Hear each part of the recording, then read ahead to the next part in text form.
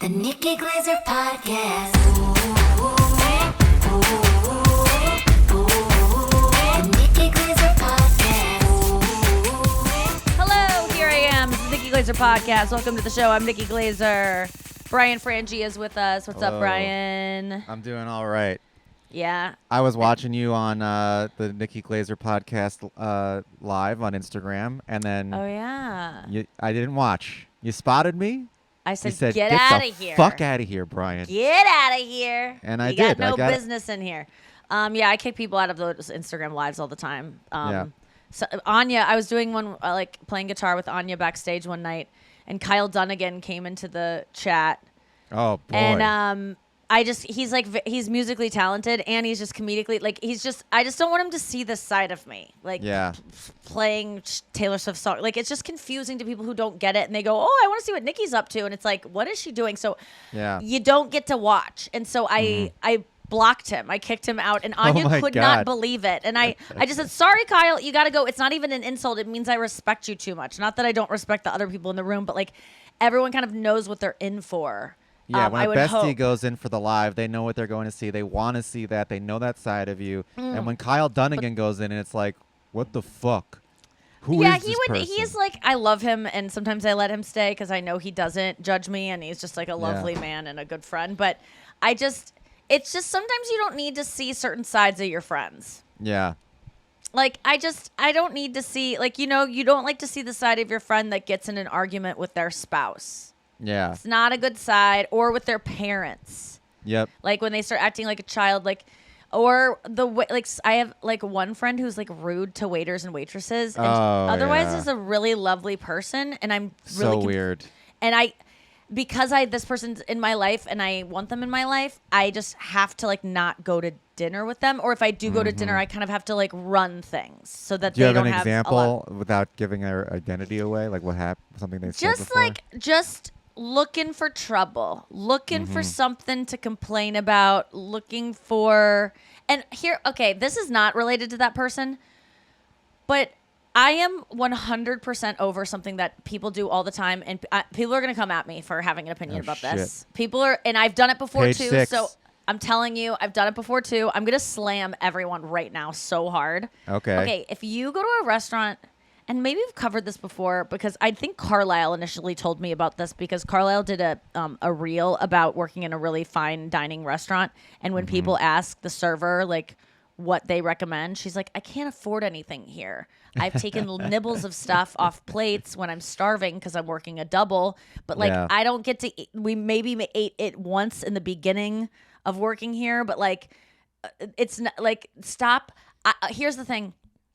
Not only do I think that they don't know everything on the menu, so they're a dumb person to ask, they literally have different desires and needs than your waiter. Yeah. When you ask they're your waiter a different person, right? They're not what you. you can ask your waiter is what is popular here. That will what's popular.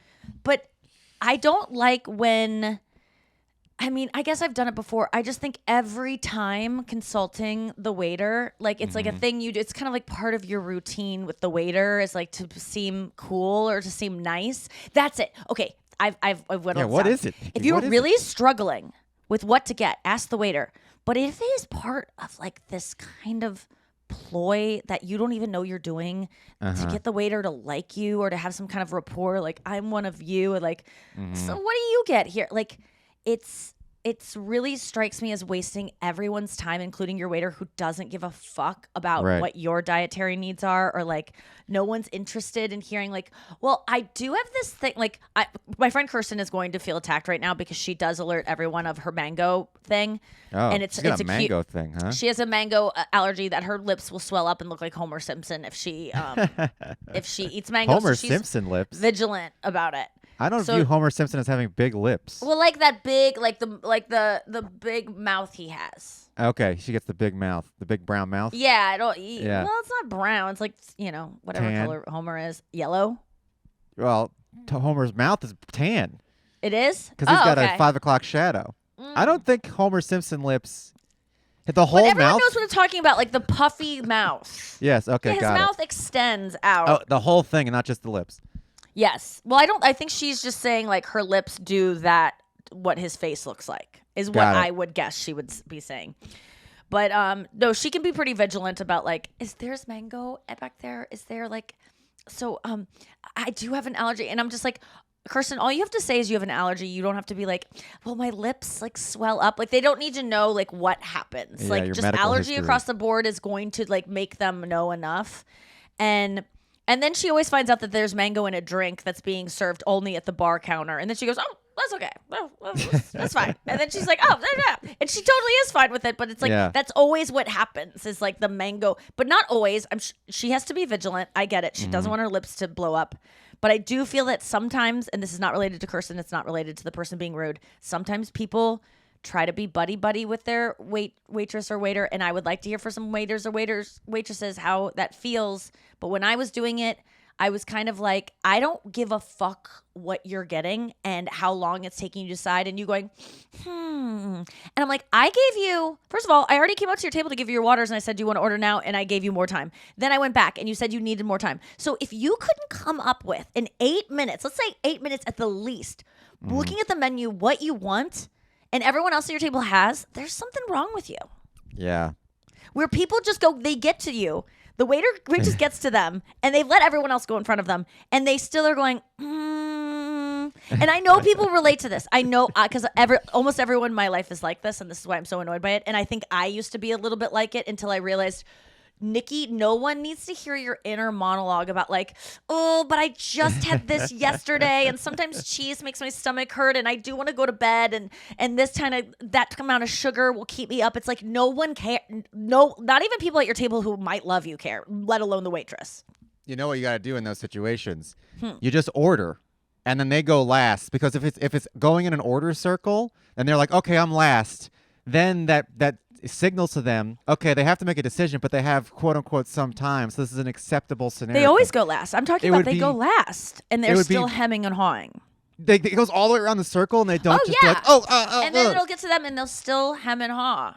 And really? Usually, when I put someone in that situation, they go, the fish, and then they're like, oh fuck, I hate the fish. Why did I order the fish? And it's like, whatever. There's always that too. Whatever. But what I say when you're dining with me, because if I'm for dining, I'm usually getting the bill. It's just going to happen with me and my friends. I say, get them both. Save me this conversation that I witnessed. Take the other one home for leftovers. I would rather you get what you want and not have a dinner regretting and not liking your meal and picking at it. Just get lots of things if you don't know, because I enjoy people around me being comfortable and not like hungry or not pretending they're not, I don't know, I'm not hungry anymore, even though they don't like their meal, but they're too scared to say it because they don't want to send it back. Let's just all get a bunch of shit. Let's just be comfortable. You know what I do? Because I have, I'm a very picky eater, I guess. Yes. I'll look at the menu before I go to the restaurant. In fact, if I don't like the menu at the restaurant, I might not go to the restaurant at all.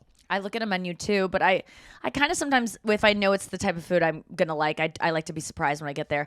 And by the way, I do not know what I'm going to order until the waiter comes to me. And then I'm not kidding you, I'll be deciding between like 5 things, maybe even more, because I'm getting like, I usually get 5 things. I get like appetizers.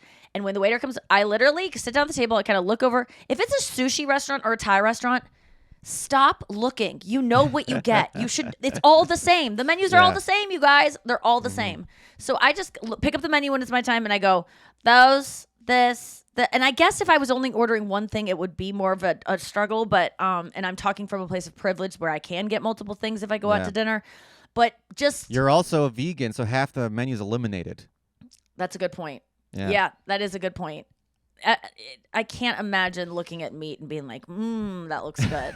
I can't. It's just so insane to me that anyone is like, oh, a steak. Like, I just don't get it. But people love it. But that is nice. A whole, like, if I just see anything, it's just like it doesn't even exist on the menu. The menu becomes very small. Yeah, okay, that's a good point. Maybe I'm the whole menu that you don't. Speaking from a place of, but generally, I think these people are choosing between 2 things, and I don't want them to have to ask the waiter. So to me, waiting around, like hemming and hawing about the menu is an indecisive person, but that's not rude to waiters. So what's the rude example? Rude what's something is just that would be rude. Your rude friend who sucks. Just it's not even rude. It's like actually nice. They'd always have like a nice smile, but they're just complaining about everything. And I am someone also who will complain about ambience, who will complain about sound. By the way, Chris and I were at Tokaya the other day. Yeah. And by the way, everywhere in LA is dark or loud. Oh, yeah. And sometimes both. It is, you can either I'm not kidding you. The restaurant we went to, where was that? That was in Times Square of Hollywood, which is like but on that Hollywood should have and had Vine. some lights. It should have been more Midwestern. It was dark, and there was a DJ, and it was almost like we were in a club. I told them to turn it down, and they did slightly. I go, well, you turn it down in a way that no one will notice, but like my eardrums won't be bleeding during this meal, because everywhere has to be loud. That's why everyone has bad vocal cords, because they're screaming over stuff. Oh yeah, it's constant screaming.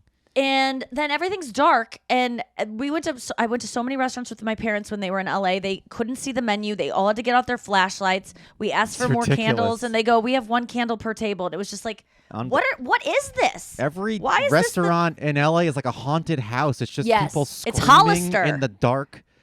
Trying to find food. They have knives. And your food has like foam on it and like wild berries and flowers, and you need to eat around that shit. Like if the food is that intricate and not just a plate of I could see eating mac and cheese in the dark. Like I feel like Golden Corral, it's the dark. You should be ashamed of yourself. There's if you're just eating colors. at Golden Corral anyway, it should be dark. It's like the fancier the place, the darker it is. You should be proud and because you're rich. But you're eating something that has like 18 layers with all this. Like you're supposed to look at the food. Like that's part of what's beautiful about food. And like a culinary skill is making it look beautiful. You can't see fucking anything in these places. No. And I'm calling you out. I'm calling you out, Nobu. I'm calling you out, Koi. I'm calling you out. Where did we go?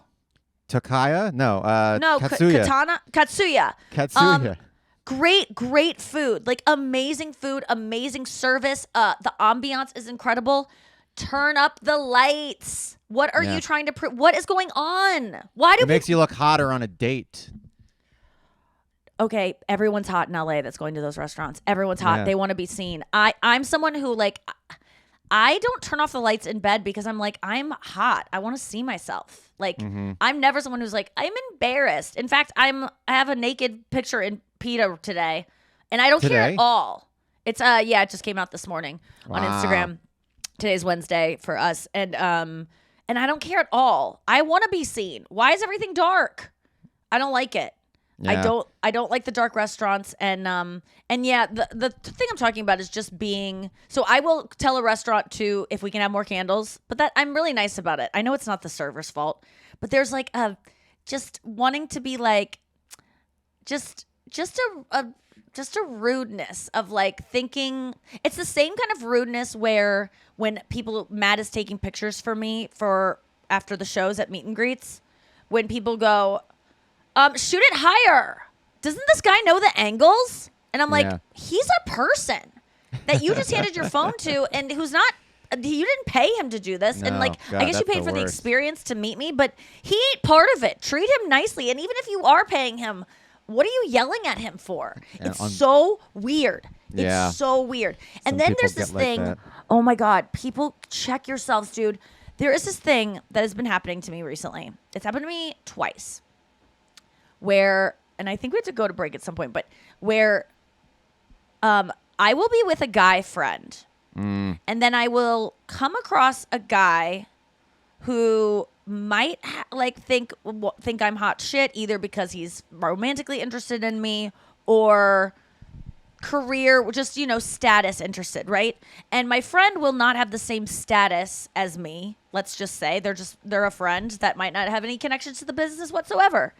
And it's always a male friend. And then if this male senses any kind of threat, but it's not like they would never do this to Chris. Like if it's my boyfriend, they wouldn't do it. But if they're a guy and it's not my boyfriend, it's just a male friend, they'll be fucking rude to him. And I really got to say, they start kind of throwing him under the bus. And it's like the gall of this kind of person to think that I am going to suddenly be enchanted by someone who comes over and starts blocking out my friend. First of all, like stepping in front of them. Like they're not in the conversation. Yeah, like almost like treating them like, they're not part of the conversation. Yeah. Is this like at a party or? Who is this other person? One time coming it was in? at an event. One time it was at like a industry event, and I was And with they a friend, stepped in the and my middle. friend was like my date, Yeah. And they meet both me and my friend, and they kind of know my friend through a person, and they all have a moment, and then this person starts talking to me, and they just start stepping almost in front of my friend as if he's not in the conversation too. Yeah. And I later said to my friend, "I'm so sorry. What the fuck? I thought I liked that guy, but he is a bona fide asshole." Yeah. And my friend's like, "No, that happens all the time. That's like That's what a men. classic That's what men Hollywood do to move. each other." That's a Hollywood move. Well, he's not even Hollywood. My friend, he was like, "That's just what men do to each other when they're threatened." Wow. But the other guy was Hollywood, the one that came into the conversation. Yeah. I Oh, mean, that totally. to me, I've seen that happen. I mean, it probably happens in every industry where there's like jostling for power or whatever, but I've seen it so like the people look through you. They look through you, they're looking for the next person, and if they get into a situation where they can talk to someone like you, they will completely it's unbelievable. They'll completely cut out anyone else, or try to at least. And then you kind of have to like jostle back into place. It's so weird. It's so well, let's- immature and insecure too. Yeah, that's the problem with it, is that I see when it happens with someone that I'm like, "Oh, I'm excited to see this person," and introduce them to my friend, and then they do that. I go, "Well, we're not friends anymore," because I'm not friends with people that would ever like strong arm someone or think Yeah. they're cooler than not only anyone, my friend. This is my friend that you just met. I'm here with him, and Yeah. you're going to like, oh, it really irritates me, and then it makes me so sad because my friend isn't who I thought they were, and they're a person that does that, and it's just Yeah. like, kid. They're so good. They think I'm suddenly going to be like, "Oh my god, this guy is like so Alpha cool dog. that he just alphaed my friend he just met, who I actually chose to be here with, and this Yeah. person who I didn't choose to be here with. Oh my god, you're looking way cooler now. Like, it is the dumbest move. It will never ever work. I can't even believe it exists in the world I live in. But it's happened twice to me. And there was another guy the first guy was just not trying to fuck me, but the second guy was. And he asked my friend, are you guys together? And I was like, "No, that's my friend." And then he just starts like saying these digs at my friend. Wow. Like, and the guy's drunk, so I'll give him that, but he's just digging and insult, and I just go, "Hey," and then I don't want my friend to feel like a bitch by me defending like a cuck him. bitch that you're defending him. Yeah, but I'm also Yeah. like, what the fuck? And so I just let it slide, because later on I'm gonna be like, he sucks, and we all know Yeah. it. And that's what that's he what was happened. a cuck, so Yeah, well, no, because I also would have been like, if he would have stood up to this guy and been like, "Hey, man," I would have been like, "Don't make this a thing. Like, let's just all get through this and roll our eyes, because we know Can you this guy stop? Can you please stop undermining me? That would Yeah, be like, so sometimes weird. we all just That's gotta the ultimate agree. cuck move. is to call out the To be like, can you stop aggressor? undermining me? I can't imagine. Yeah. The only thing he could Well, do you is can't two options win. there. He can ignore the guy, and then Yeah. just be like, and let it be wash over him, or he could beat him up. Both options are terrible. No, it wasn't that. It wasn't bad enough for a beat up. It might have been bad enough for a call out, but this guy was so ridiculous. Like, we both kind of agreed we're just gonna laugh at him. So that was Uh-huh. the right call. But So he was the cuck. yeah, this stuff needs to be called out. And women, you should never be attracted to someone who would ever treat anyone you're with like less than because they want to fuck you. It is not a sign that they like you more than that. Like, they're willing to fight for you. It's like really antisocial and a red flag. All right, more with me and Brian on this show when we get back. What's up, Brian? It's such a good point about I just want to put a fine point on this point about the restaurant brightness, because it is like Ugh. reverse brightness.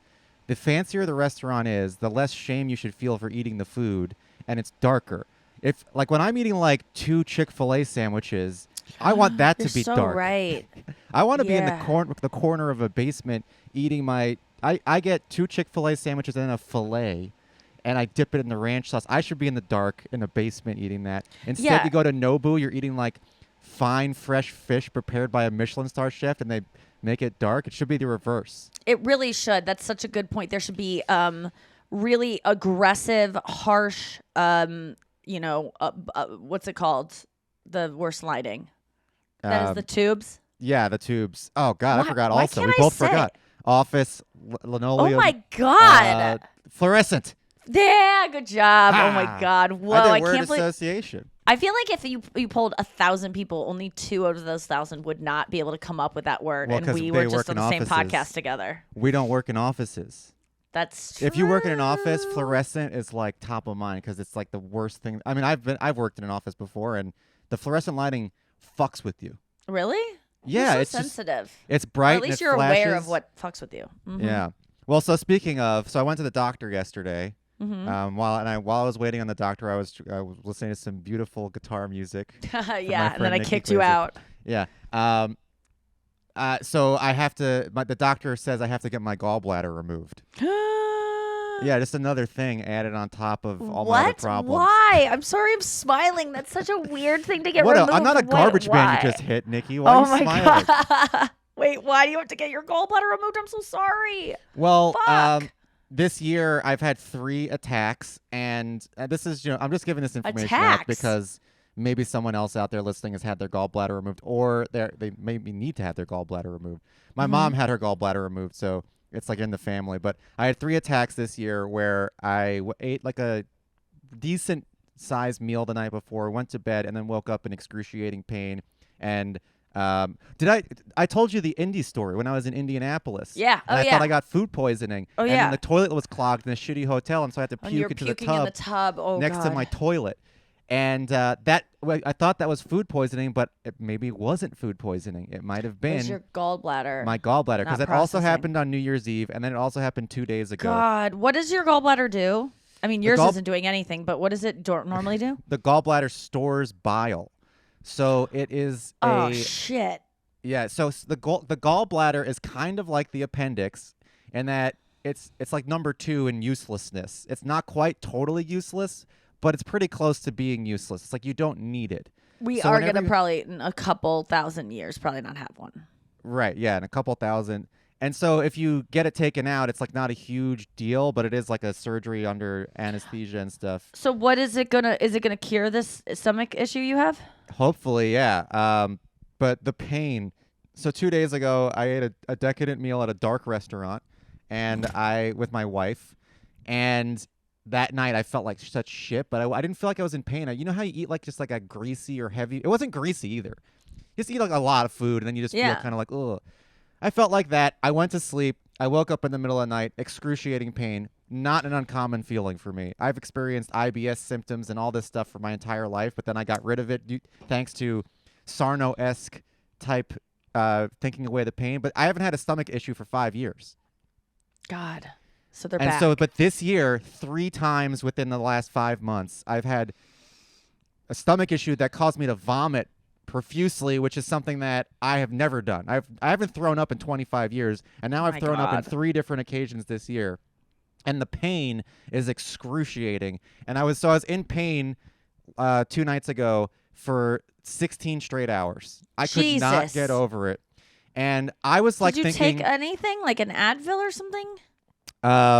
you can't take Advil. That's bad for your stomach. You have to take like Mylanta, Pepcid, Tums. Like And you were stomach doing that stuff? I took Pepcid and Tums, and Mylanta did absolutely nothing. It felt like it made things worse. But I was in so much pain that I was like, I feel like this is like what childbirth is like. And I didn't want to be like, oh, I know what, I'm a man, I have no idea.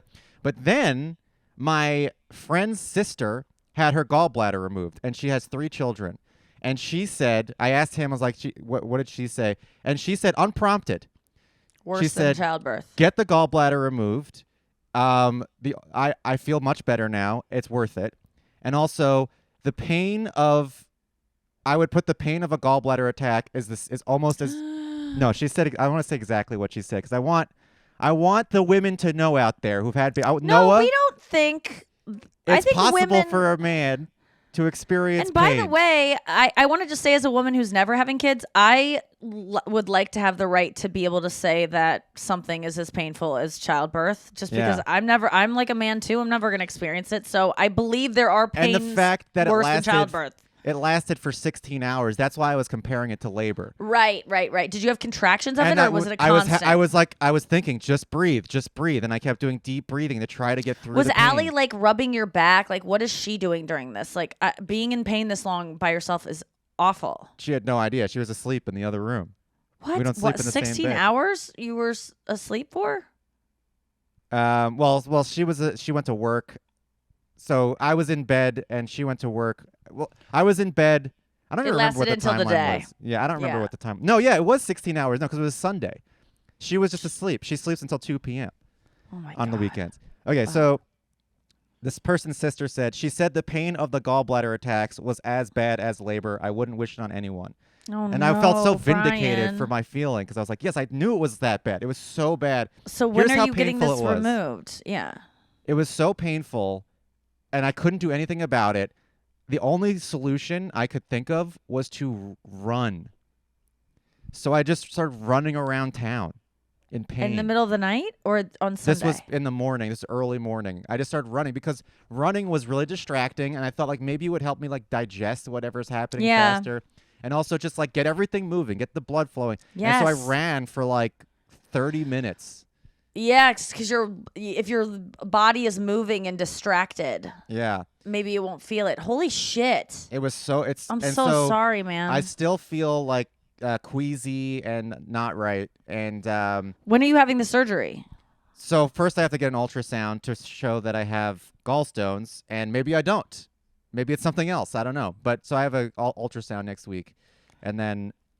So they're thinking it's gallstones, like kidney stones, but for your gallbladder. Yeah, because Yeah. I went to the Well, doctor. that's what they I say. went- Kidney stones are horribly painful. Yeah. So I can only imagine it's the same. I went to the doctor, and he said, like, you have a gallbladder problem because he's like, we should have filmed this doctor's appointment because it should be shown to medical students to show them what a textbook definition of someone presenting Oh, well gallbladder then good. problem. And then he pushed on my stomach. He did a manual exam. I was laying on the table. He pushed on my stomach.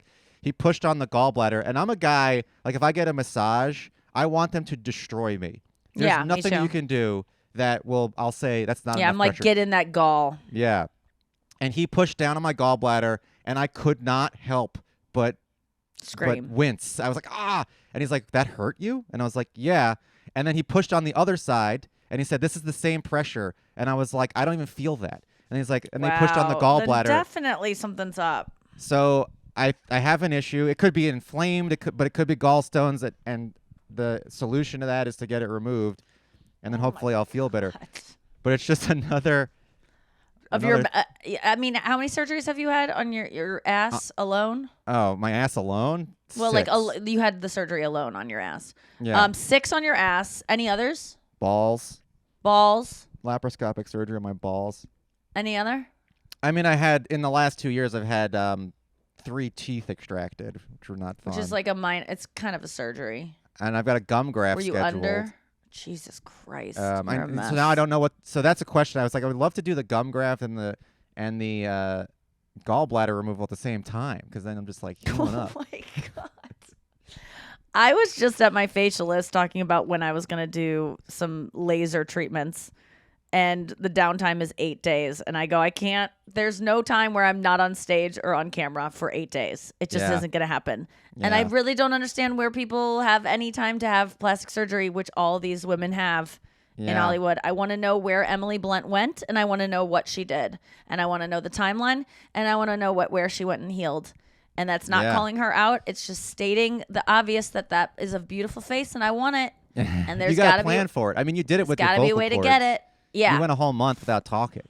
But that was like it under the guise of like, this is emergency. Like, I'm not gonna be able to talk. I'm not gonna be able to perform. But it really, if I won't be able to perform if I don't get a facelift, I truly won't. I'll be so sad. Yeah, I feel like the running thing is really interesting. I went running 2 days ago because I was in mental anguish and I just couldn't deal with it.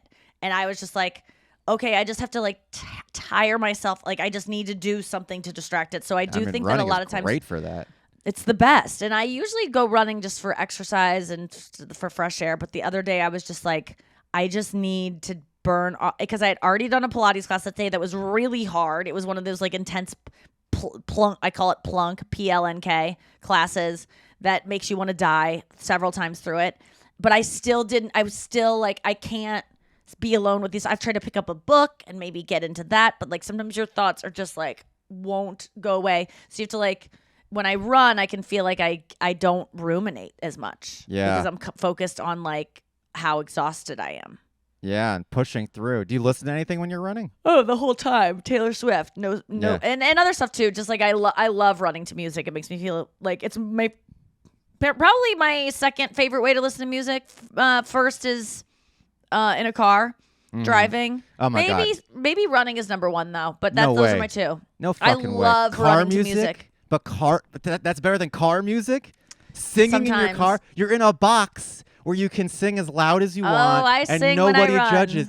Oh, you just run around town singing? Well, if there's someone I'm coming across, I stop singing if they get close. But if I like, you can see kind of around you, and if someone's behind me, that's their fault. What about in their house or something, looking out the window? Well, my thing is like I don't want people to think that I'm trying to sing, so they're like they think that I'm like trying to be like I have a good voice. Like I just so if I'm singing and someone comes in the gym, I'm not that embarrassed because I don't think they think I was doing it for them. They know I was just doing this alone anyway. Yeah.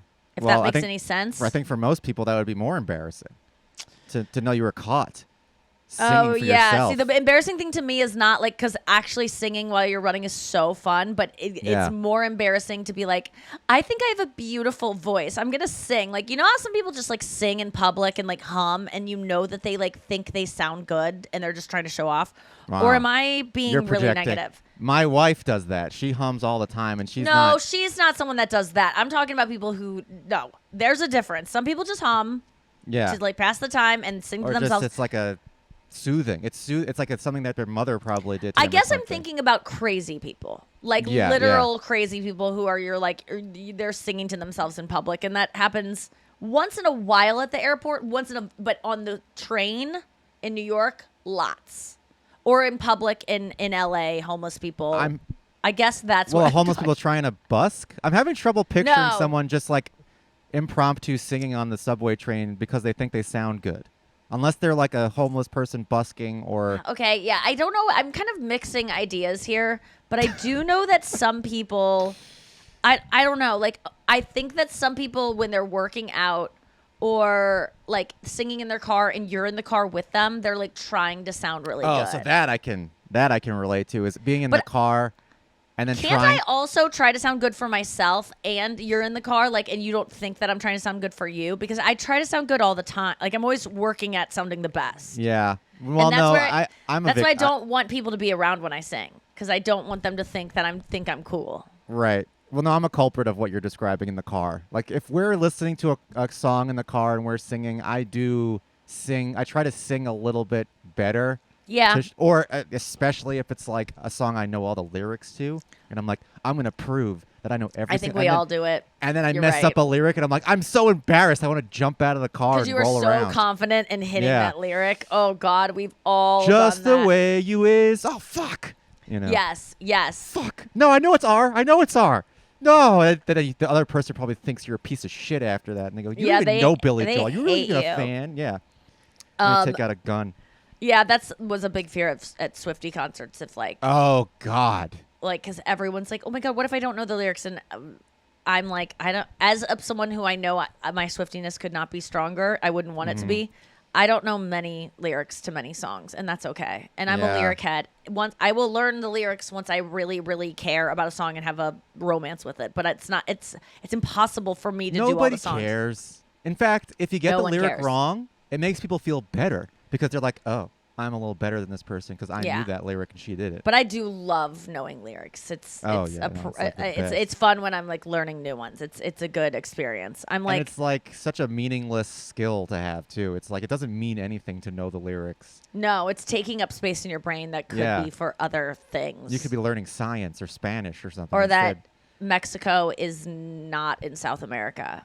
Yeah. Found that out the hard way. Oh my God! By Googling it. Wait, did you get questioned that on a show you recently? No, on? I just like think it came up once, and I was like, I don't know if Mexico is in North or South America. I literally think it's in South America because it's Mexico. You know, like you just are like south, right? Like North America is just Canada and U.S. Like it just feels. We're white. What? I thought North America was white. Honestly, maybe my brain was thinking that kind of. And not that I think it shouldn't English be more. and Spanish. I wish it were more brown. I don't give a fuck. It's just that's the way But that was a really dumb one for me to learn late in life. I felt. Oh yeah, I'm trying to implant a bunch of those things into my niece. So like one thing I do to my niece is I'll tell her wrong information. Like why? but information that just doesn't matter. Like I'll be like what's the president face? The Mount Rushmore is in Montana. That's not good. 'Cause she's gonna be on some trivia show someday and be like, I know this because my uncle cemented it in my head. She trusted me. I also, for the first 2 years of her life, only whenever I saw her, I would wear oven mitts, and I told her that. Why? I said I have an issue with my hands, and I'm embarrassed about my hands, so I wear oven mitts all the time. This is not what you did. Yeah, no, I literally did that. For No, you about didn't. 2 years. Yeah. No, you didn't. Oh, yeah. No, you It didn't. was a joke. Okay. Wait, no, it was a joke that you just said that you did that, or you actually wore oven mitts around your knees? The joke, really, if I'm gonna, it's for the oven mitts around my niece was for everyone around my niece. So Be every like- time you saw her, you would wear oven mitts. And how often were you seeing her? Not very often. It would be Okay. like a couple of times a year. So she just thought maybe you had just some crazy No, hand she didn't think anything because she's a baby. It was the Right. first 2 years of her life. It Were was you more- scared of like touching her and getting germs too? I was that no. part of it? I wouldn't even be with her. I'd be on FaceTime or something, and then I'd be like, "Oh, Uncle Brian has oven mitts on," and it doesn't matter because she's not going to remember that. It was more like a bit for my brother. Okay. Yeah. Did they like it? Everyone thought it was weird. Yeah, it is weird. I don't even Yeah. know why it's supposed to be funny, but that's. I don't know either. I mean, I just And how did you? Were you getting on a FaceTime at one point and we're like, I'll just put on these oven the mitts, very or was it first like- time I had oven. Okay, so this is the origin of it. The very first time I had oven mitts on when Because the you first were- time I ever met her, FaceTime. Okay, that makes sense. Okay, so And that so then starts from the that joke. point on, I was like, well, I'm wearing because I was cooking something and I had oven Yeah. mitts on. And it's like, oh, Uncle Brian, oven mitts. And then I said at that time, now this makes more sense to me. Yes, At this the time, all I was is like, checking I out. always wear oven mitts because tell Isla I have a problem with my hand. I'm very self-conscious about my hands. That's funny. That's Yeah. funny. So then from that point on, I kept the bit going for about 2 years. And then, eventually I saw her enough times where I was like, I can't wear oven mitts for To this all of barbecue. Thanksgiving. Yeah. To grandma's funeral. Yeah. And the Montana thing, I would say, she doesn't know what any of those words mean. At least not yet. And so I mean, we lied to them about Santa Claus. Why not throw in, Mount now Rushmore that in was Montana? more. So now that she's getting older, instead of telling her lies about things, I tell her the truth, the brutal truth. Yeah. Yeah. I've been trying to do that lately too. We'll Yeah. talk about more niece and nephew stuff because I have a thing. I saw them last night, and I have a thing to talk about when we get back after this. So yeah, like I'm not gonna have kids. I'm really sure of that, especially now that I just feel like my life is all kind of coming together in a way I really like it, and I really just am liking life. And so maybe I might do a Hodakotbi and like adopt a kid in my 50s, but who knows? But I did see my niece and nephew last night because my other nephew was sleeping. I went over there, and they kept asking me, "Why are you here?" That was a question I got a lot. They are 7 and 5. Yeah. Why are you here? Because I was supposed to meet their mom out for dinner, but then I decided I was like bored, and so I was like, I'll just come over and hang out and I'll pick you up. And so when I got there, they were confused. A lot of "Why are you here's?" And then they also my brother-in-law Matt told me that they have been bullying my sister and brother-in-law and both my parents for why aren't they famous. Because they are mad that like they showed me on TV, and now Arlo is like, "Why aren't you guys famous?" Like it's not enough. Like he wants his parents are failing him now that they're not famous. Like he's understanding what money and fame are in a way. Oh no. So I thought I got the text message from my sister, and I gotta admit I felt kind of cool. Like he is like thinks he kind of understands what I do is cool, which makes me feel good because usually they just hell don't yeah. care at all. And I'm just dying for them to think I'm cool. Yeah. And so I went over there thinking like they're going to talk about me being famous because Try the last the time I oven saw mitts them, thing. I wasn't this famous.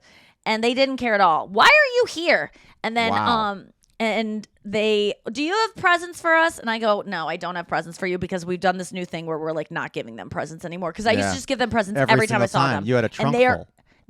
they're obsessed with presents. And so even if you might have one, they keep obsessively talking about it the whole time you're there. Once they open it, they instantly want another one. It's not enough. So we've just said like The no other more side presents. of the coin. Man, the other shoe has dropped on this one. Yeah, and so they're kind of understanding it, but Poppy did say, "Do you have a present for us?" And I said, "No."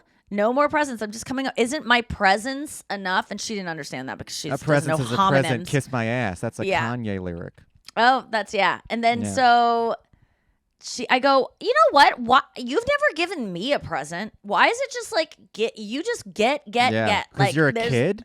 That's why I tell the kids lies and I wear oven mitts around them because they don't deserve anything. Give me a present, Poppy. I go next. I will give you a present if you give me presents. And I was like, teach her a lesson. lesson. I go, and I know you don't have any money. And I said, no but money. you can make things. Yeah. I was like, you can make things. And she was like, I don't know how to make things. And I go, yes, you do. Make a card, draw some shapes on it, and then send me a message about how you feel about me. And she's like, I don't know how to write that. And I go, tell your mommy what you want to tell me and then put it in a card. And she was like, okay. And then I'm going to do it now. And I was like, no, just spend time with me now. Make a card later. And she was like, no, I want to do it now. So she goes off and makes a card. And I got a card that said, Nikki, thank you so much for coming over. P.S. Why are you here? No, she didn't say that. God! It just said, Nikki, thank you for coming over, and it was nice. But now I owe her a gift. But I think that is good to there's a bartering give her system a pony. Now.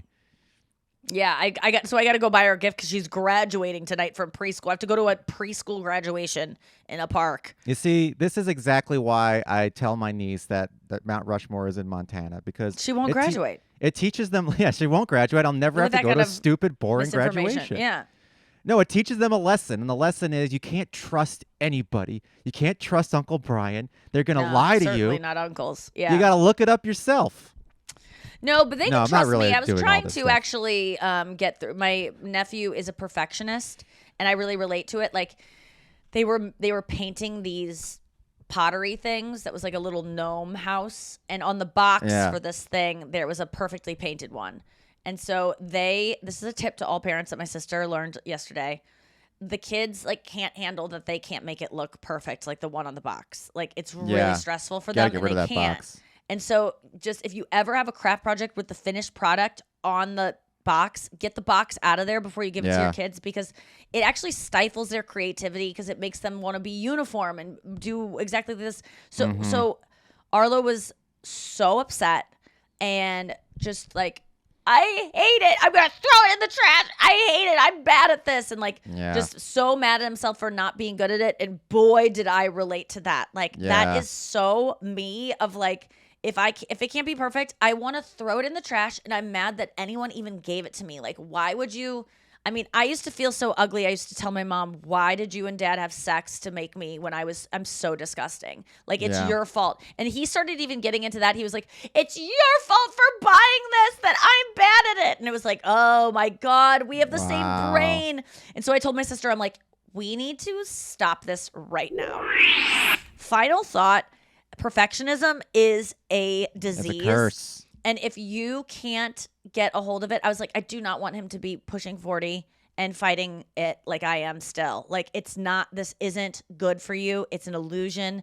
And there's got to be a way to get in there. So I was like, we both need to Google YouTube videos about childhood perfectionism and how to combat it and what causes it, because they are amazing parents that do not expect perfection from their kids at all. Like, they're both not perfectionists in that way, but he is. And it's so hard to watch because he will not hear, well, you need to be bad to be good at things. Like, he won't hear it. And I remember being that same kid. I think I'm a perfectionist for sure, and it's probably the root of almost all my problems. And I think one of the solutions to perfectionism is recognizing that standard, that picture on the box, just because it's on the box doesn't mean it's perfect. No. That box picture is maybe not the correct thing, and if you might make something that's better than the box thing. And so to hold yourself to some arbitrary standard that society has set for you, or that whoever says is the perfect standard, who says that they're right and they're perfect? And I think this is why, like, looking at like abstract art and like Jackson Pollock type stuff is important to focus on. Like, staying in the lines is not that great. And is not what makes you good. Like, I feel like I wish someone would have told me that, like, the things you do wrong are actually going to make you the most successful in your life. Like, the reason you can't draw in the lines on that gnome's face is actually the reason why you're going to be so much better than ever drawing a fucking gnome pottery house. Yeah. Like that you're going to be the reason that you're going to be better than you have to be bad at this to be good at all the things you're good at.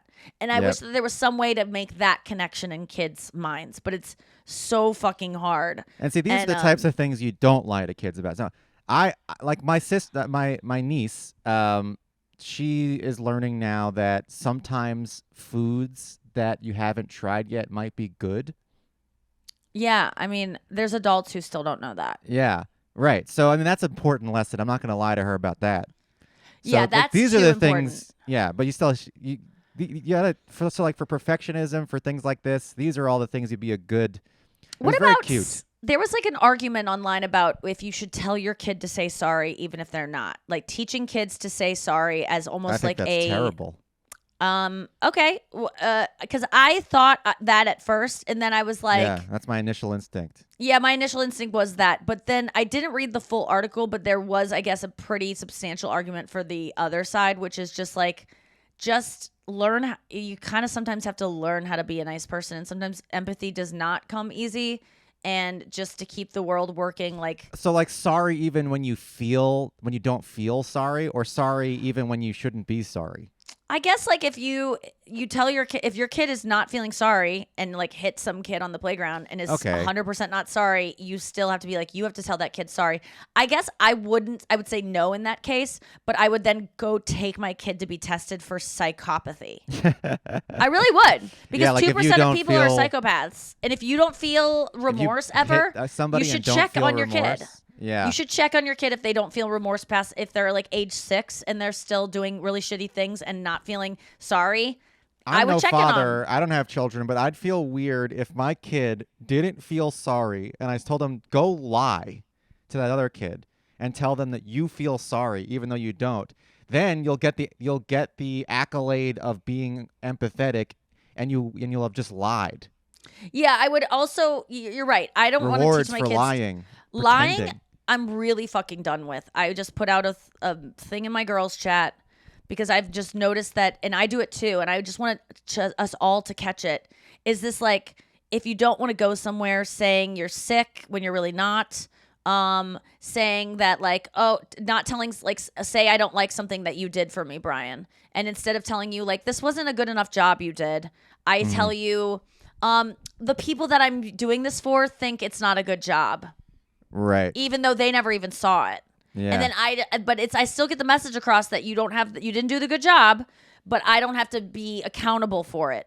Or even just saying, I don't want to go somewhere, or I don't want to, yes, you're my friend, but I don't want to see you. I just don't have it in me. Like just no more lying about our true feelings. Yeah. I mean, it's hard to do because you're afraid you're going to upset the other person, and sometimes people can't handle the truth. Like, that's a line from that movie, but it's true. Sometimes people can't handle hearing that, and they can't handle criticism. Well, then those people need to get out of your life, because I can't deal with any That's why more. you're afraid to say it sometimes, because it's the reaction that might happen. Yeah, and that probably, you need to have that reaction, because you need to those people need to show you their true colors. Like, I don't take guilt trips anymore. If I like can't make it to something and someone goes, oh, we were really looking forward to it. What? Really? Yeah.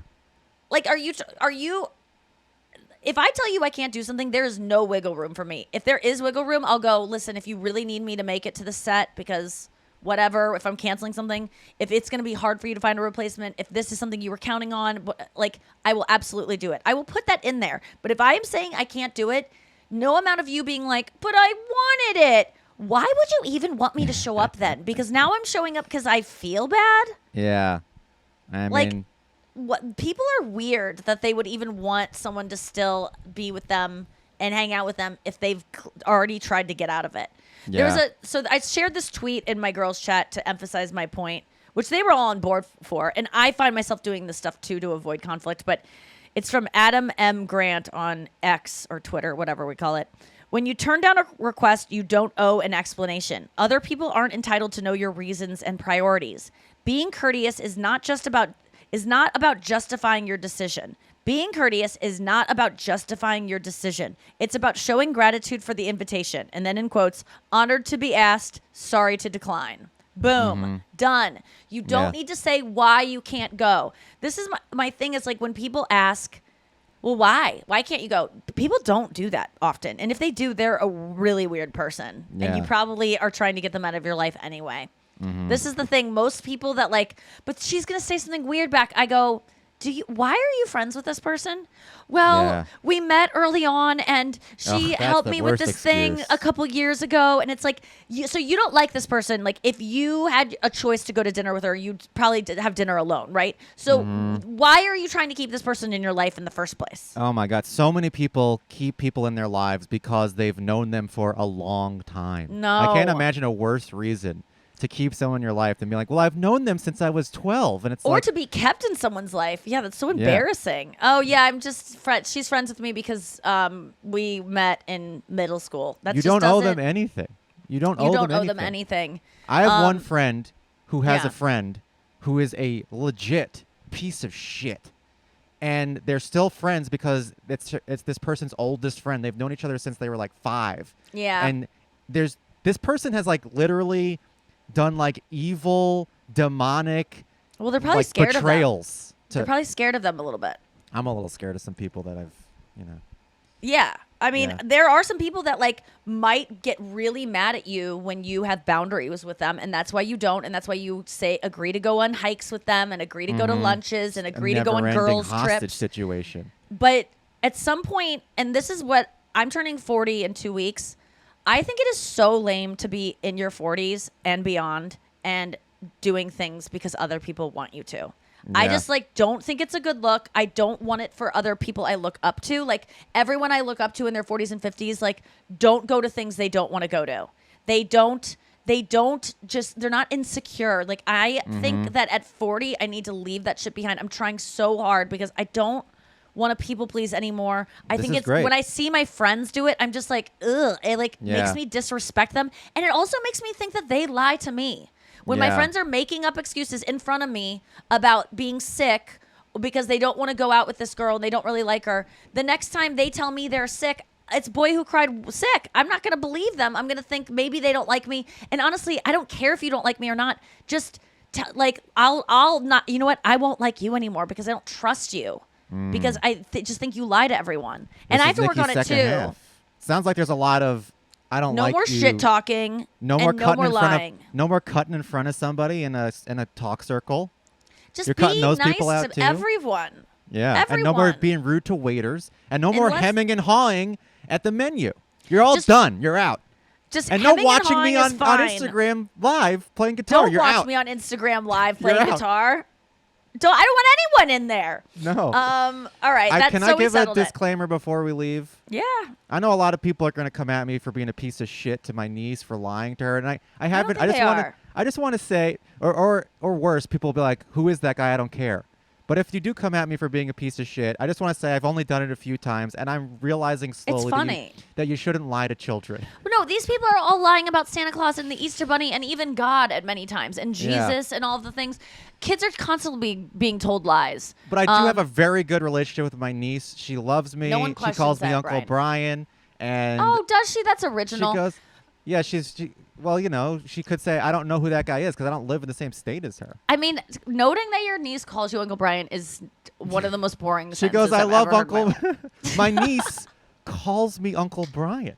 It was really going to sound like she had a pet name for you or like a fun, like, that is like, that feels like my Uncle pet name. Bobo or something like that would be of note, but it's just your name. She says, I love Uncle Brian. I want to see Uncle Brian, even though no, I it does mean a lot state. when they say your name. I love my niece. So good. I love my niece. Or when they struggle to say it, Forrest to say it, he goes, yeah. For my name.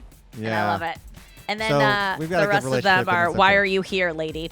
All right, guys, thank you for listening to the podcast. We'll see you next week. I'll be at Bally's in Tahoe this weekend. I think it's pretty much sold out. And then next weekend will be Salt Lake City, 2 shows in Boulder, 1 show added on June 8th at the Boulder Theater. Come on down. It's going to be so much fun. And I'll see you there. Don't be good. And listen to my songs, Someday You'll Die. Watch my special, Someday You'll Die. Watch the roast of Tom Brady. And look at my new PETA ad. And don't eat animals. All right. Don't be good. Bye.